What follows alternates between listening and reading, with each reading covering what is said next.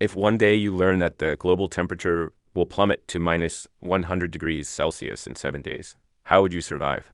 In the last world, you successfully survived in a world of zombies, and today, you will enter a parallel world of extreme cold.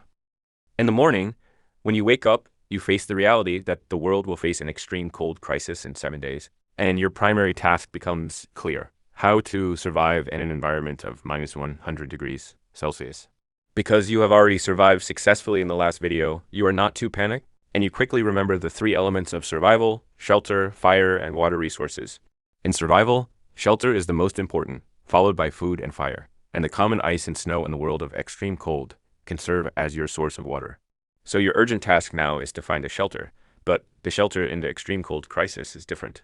You need to build a shelter underground, and the soil will provide you with a natural insulation layer to reduce heat loss. If your shelter is deep enough, the heat from the Earth's core will also help you a bit. On the first day, your task is to find an existing underground space, such as an abandoned basement, underground cave, or abandoned mine as your shelter. If you want to dig an underground shelter, it is impossible. Because the time required for excavation is too long, you will die of cold before you can build a shelter. The best plan is to find an abandoned mine and transform it into a solid shelter that can resist the cold. But before that, you need to do a safety check carefully, and I think you don't want to be buried during the transformation. Next, you go deep into the mine with a safety helmet and headlamp for a preliminary exploration. You need to carefully inspect the walls and ceiling for any signs of collapse, which will determine your life and death. Fortunately, the structure of the mine looks very stable, and you also find several places that can serve as the position of the ventilation port. After finding a suitable place, you can start preparing your food. Canned food is very good, and its shelf life is very long. But my suggestion is that you can spend money to buy tens of tons of meat. Don't worry about food spoiling and rotting, because in a few days of extreme cold weather, this world will become your natural cold storage. Vegetables are also crucial to ensure your balanced nutrition. In the extreme cold environment, you need to choose vegetables that can resist low temperatures and grow under low light conditions. For example, radish, cabbage, lettuce, chives, potato, pea, carrot, celery, mushroom. Establish an indoor planting system and carefully control the environment to ensure that cold-resistant vegetables can thrive in such extreme conditions. Without sunlight, you can use LED growth lamps, which can provide the light needed by plants and help them grow under insufficient light conditions. Through these methods, even in a cold environment, you can plant and maintain a food supply. On the second day, you have to start cleaning up the inside of the mine, removing debris, and making room for the transformation work. It's worth being happy for you that this time the human crisis will not be a stumbling block for you. And you can call your family and friends to help you build a shelter together. After cleaning up the mine, you set up a temporary work area for the rest of the time, and take time to prepare the necessary tools and materials, including wood, plastic sheeting, insulation materials, and some basic daily necessities.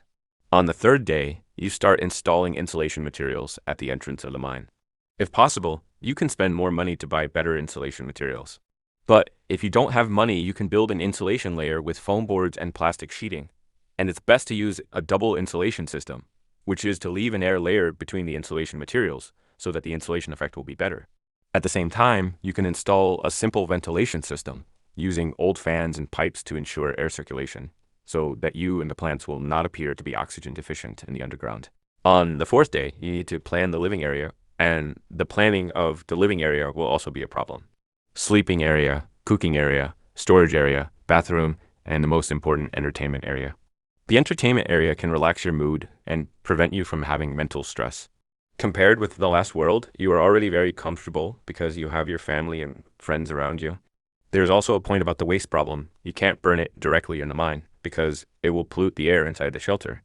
At this time, the ventilation ducts found a few days ago have come in handy, and you need to rebuild a completely sealed room which only connects to the ventilation ducts outside. On the fifth day, you should consider the issue of the heat source, because your shelter will be a huge space, so you need more heat sources. Charcoal, coal, and other non-replenishable things cannot be the main heat source. And the best way is to use electric heaters that can convert electrical energy into heat energy. But in the extreme cold weather, you need to consider what kind of power generation equipment is the most useful. Solar photovoltaic panels and small wind turbines will be a very good choice. So you can install solar photovoltaic panels at the entrance of the mine. Although the sun time may be limited, when the sun appears, they can provide valuable electrical energy. Then install small wind turbines on the high ground, near the mine to capture any possible wind resources. In order to use the electricity when there is no sun or wind, you can install a storage battery to store the electrical energy generated by solar and wind energy. Then connect all the electrical appliances to this power generation system, and now you and your family and friends have completed all the preparations. On the sixth day, it's time for you to inspect the shelter. You need to carefully inspect every corner of the shelter to ensure that there's no safety hazard missed. Start the power generation and heating system in advance to ensure they are working properly. Then count all the reserve materials, including food, water, medicine, and other necessities. Finally, on the last night before the extremely cold temperature comes, remember to have a mental preparation talk with your family and friends. Encourage each other and prepare to face the upcoming challenges together. On the seventh day, the temperature drops sharply as expected, and you retreat to the mine shelter, and you and your companions are ready to meet the challenge. You put on the warmest clothes, check every part of the shelter again to ensure that all entrances are sealed well, and the insulation materials are in place. As the owner of the shelter, you need to stay alert at all times, monitor the temperature changes and the stability of the shelter structure, and take care of the lives of you and your family.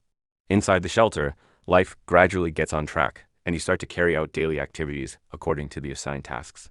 Some people are responsible for checking and maintaining the power generation system to ensure a stable power supply. Others are responsible for taking care of the indoor vegetables to ensure a food supply. Others are responsible for sorting materials to ensure that all necessities are stored in an orderly manner. Next, you can make a fitness area and a hand crank generator so that your energy will not be wasted. In this extremely cold environment, every bit of electricity is very precious. Well, you can stop fantasizing now because you have passed this world. Good night. Have a good dream.